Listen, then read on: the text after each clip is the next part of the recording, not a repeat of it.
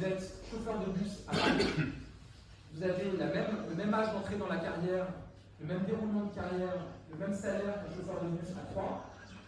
Le chauffeur de bus de Paris peut partir à la retraite 5 ans avant celui de Troyes. C'est incompréhensible, c'est injustifiable.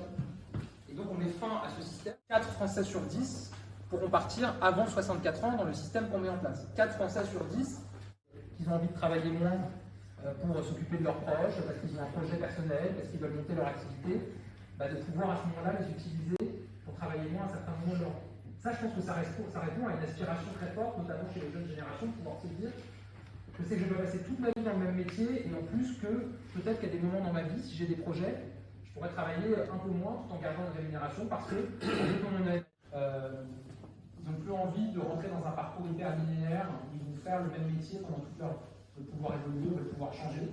C'est aussi pour ça qu'on a mis en place le CPF, le compte personnel de formation, même à 64 ans, on sera à 64 ans dans 10 ans, la France restera le pays d'Europe où l'âge de départ est le plus faible.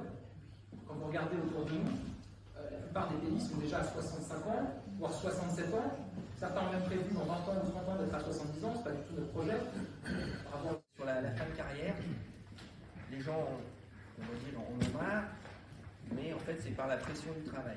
Est-ce que des fois, manager positivement comme proposition, qu'est-ce qui pourrait permettre de redorer un peu le blason de la fin de carrière des seniors. Prévu au départ, on n'avait pas parlé dans la campagne présidentielle, et qui sont des propositions qui sont remontées des syndicats. Je vous donne un exemple.